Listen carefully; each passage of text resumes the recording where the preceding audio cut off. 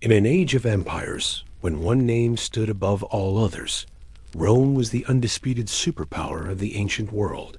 Its legions, a relentless machine of bronze and iron, conquered vast territories, toppled kingdoms, and brought proud rulers to their knees. From the blistering sands of Syria to the shores of Hispania, the Roman eagle was a symbol of absolute power. But on the misty fringes of the known world, in the deep forests of Gaul and Britannia, there was a power that even mighty Rome feared. They weren't a rival empire. They had no legions of their own, and built no great fortresses.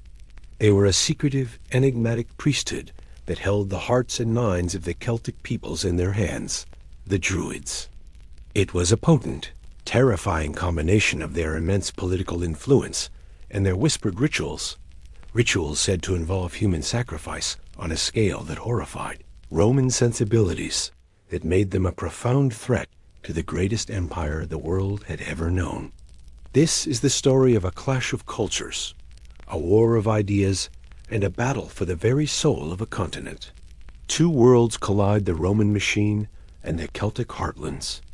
To get why Rome was so spooked, we have to picture the world in the 1st century BCE. The Roman Republic was in its final, convulsive moments, about to be reborn as an even more powerful empire. It was a society defined by order, law, engineering, and an insatiable hunger for expansion. For a Roman, the world was simple. There was civilization, Rome and its territories, and then there were the untamed lands of the Barbaro, the barbarians. North of the Alps lay the world of the Celts. This wasn't a unified empire, but a complex tapestry of hundreds of tribes spread across modern-day France, Belgium, and the British Isles. They were fierce warriors and skilled artisans with a rich, vibrant culture, but their world ran on different principles.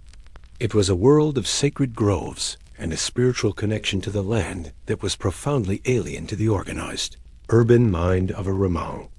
The Romans saw these lands as a source of resources, slaves, and glory, a place to be conquered, taxed, and remade in Rome's image, a process we call Romanization. For most peoples, this process was inevitable. They might fight, but eventually they were absorbed. But in Gaul, and later Britain, the Romans ran into something different. They found a society whose spiritual and legal core wasn't a king or a warlord, but the Druids. This priestly class was the glue holding the Celtic world together, and Rome quickly realized that as long as the Druids held power, these lands would never truly be theirs. The first encounter through the eyes of a conqueror.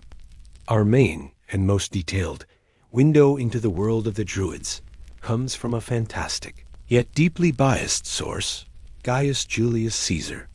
While conquering Gaul in the 50s BCE, Caesar wasn't just a general. He was a master propagandist, writing his commentaries on the Gallic War. These weren't just military reports.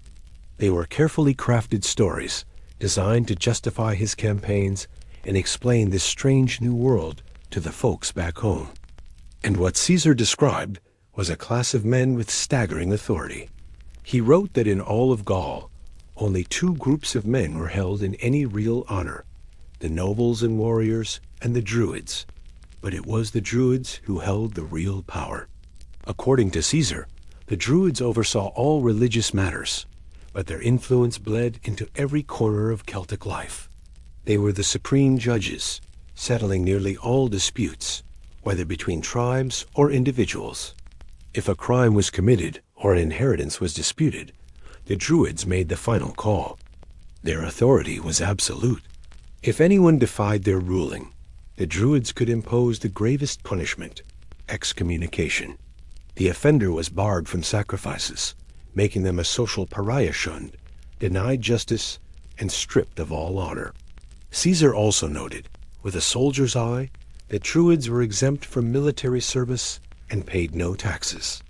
These perks were so attractive that many young men sought them out for training, which could last up to 20 years. They had to memorize everything: epic poems, history, philosophy, and astronomy, because none of it was written down. But this is where we have to put on our historian hats and ask, how much of this was objective and how much was propaganda? By painting the Druids as this powerful, shadowy organization, Caesar was also justifying his war. He was telling Rome, look at this threat I'm neutralizing. He was framing its destruction, not just as conquest, but as a necessity for Roman security. The web of power, a threat across borders. Caesar's account reveals the first pillar of Rome's fear, the Druids' immense political clout. Rome's strategy for ruling its empire was divide and conquer. They were masters at playing rival tribes against each other. The Druids were a direct threat to this strategy. Their authority wasn't limited to a single tribe. They were something of a transnational network of educated elites who moved freely between communities, commanding respect everywhere. While probably not a perfectly centralized body, they were the closest thing the Celtic world had to a unifying institution. Once a year, Caesar wrote, Druids from all over Gaul gathered at a sacred spot, believed to be the geographical center of Gaul, to act as a supreme court. This annual assembly wasn't just a legal proceeding. It was a powerful symbol of Celtic unity, right in the face of an encroaching foreign power. Imagine you're a Roman governor trying to control dozens of restless, warlike tribes. Your main tool is keeping them divided. But then you have this intellectual class that can mediate their disputes and forge a sense of common purpose. As long as the Druids existed, the barbarians would always have a leadership class capable of organizing widespread resistance. They were believed to be the ideological force behind major rebellions, encouraging leaders like Caratacus and likely fanning the flames of Queen Boudicca's famous revolt. Even more, the Druids controlled the education of the Celtic nobility. This meant the entire ruling class of the Celtic world was shaped by a Druidic worldview. Their doctrine of the soul's immortality and transmigration after death was especially alarming to Romans. As Caesar noted, it made Celtic warriors fearless and ferocious in battle. For Rome, this was an untenable situation. Complete cultural domination, the goal of Romanization, was impossible as long as a parallel system of law, education, and social authority existed. To truly conquer the Celts, Rome had to extinguish the intellectual fire that gave them their strength. And that fire was tended by the Druids. The heart of fear, allegations of human sacrifice. If the Druids' political power made them a strategic threat, the second pillar of Rome's fear made them a moral abomination to the Roman public, the charge of human sacrifice. Roman writers like Caesar, Tacitus, and Strabo painted a gruesome picture of Druidic rites. They claimed the Druids believed the gods could only be appeased by offering a human life for another. These weren't small, hidden affairs, but large, public rituals. The most infamous of these alleged practices was the Wicker Man. Caesar described colossal figures woven from branches, filled with living men, preferably criminals. But if none were available, innocents would do and then set ablaze. Other horrifying methods were described. Some victims were shot with arrows, others crucified, and some were stabbed so Druids could divine the future from their death throes. By this time, Romans had largely abandoned human sacrifice and viewed it as the ultimate act of barbarism, proof of the Druids' savage nature. But again, we have to be critical. How true were these accounts? Archaeological evidence for human sacrifice on this scale is ambiguous and hotly debated. While evidence of ritual killing exists, like the bog bodies of northern Europe, it's hard to definitively link all of them to Druids, or to prove the Wicker Man existed. Many scholars believe the Roman accounts were, at the very least, heavily exaggerated propaganda to justify conquest. It wasn't just an invasion. It was a righteous campaign to end barbaric practices. The truth probably lies somewhere in the middle. Ritual killing, especially of criminals or prisoners, was likely a feature of Celtic religion, as it was in many ancient societies, including early Rome. But whether it was true or not, the perception was what mattered. In the minds of the Roman people, The Druids were the overseers of unspeakable horrors, and this sealed their fate. The final confrontation, eradication, and the flames of Anglesey. Fueled by this mix of political fear and moral outrage, Rome's policy towards the Druids wasn't containment. It was total annihilation. This was a systematic imperial strategy. It began in Gaul, where Emperor Augustus forbade Roman citizens from participating in Druidic practices. Later, Tiberius and Claudius effectively banned Druidism for everyone, a move to stamp out the old ways. But the heartland of Druidism was believed to be across the Channel in Britannia, on the island the Romans called Mona, now known as Anglesey in Wales. It was a sanctuary for refugees and the ultimate stronghold of the British Druids. In 60 A.D., the Roman governor Gaius Suetonius Paulinus led his legions to the Menai Strait. The historian Tacitus, our only source for this event, provides an unforgettable account of what happened next. As Roman soldiers prepared to cross, they were met with a terrifying sight. An army of warriors stood ready, but among them were women in black, like the furies of myth, their hair wild, brandishing torches. And surrounding them all were the Druids, hands raised to the sky, shouting dreadful curses at the invaders. Tacitus writes that the sight was so unnerving that the Roman soldiers were, for a moment, frozen in terror. These were veteran legionaries, yet the psychological warfare of the Druids almost broke them. Only after their commanders urged them not to be intimidated by a fanatical throng of women and priests did the legions surge forward. They overwhelmed the Britons.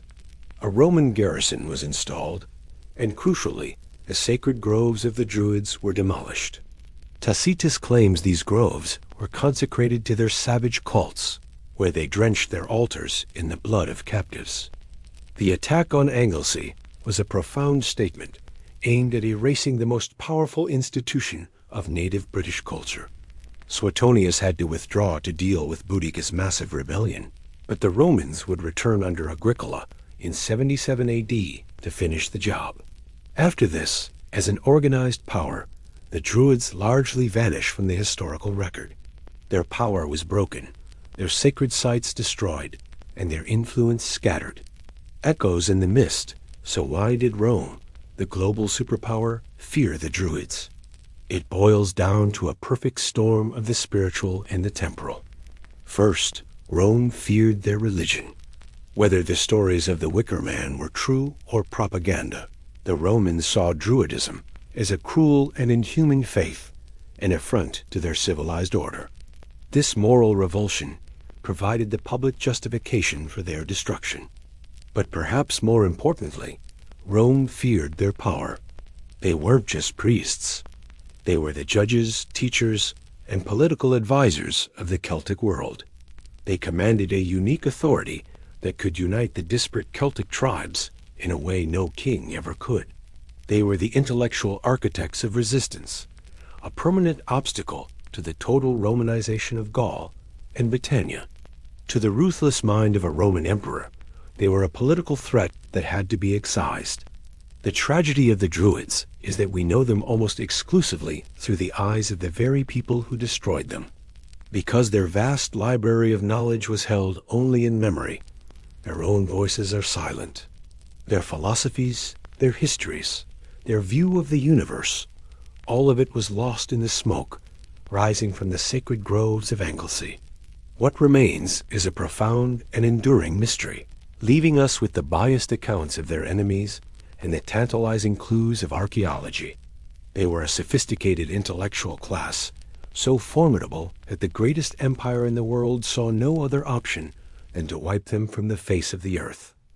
They were feared because they represented a viable alternative to the Roman way of life, and for an empire that believed it was the only definition of civilization, no greater threat could exist.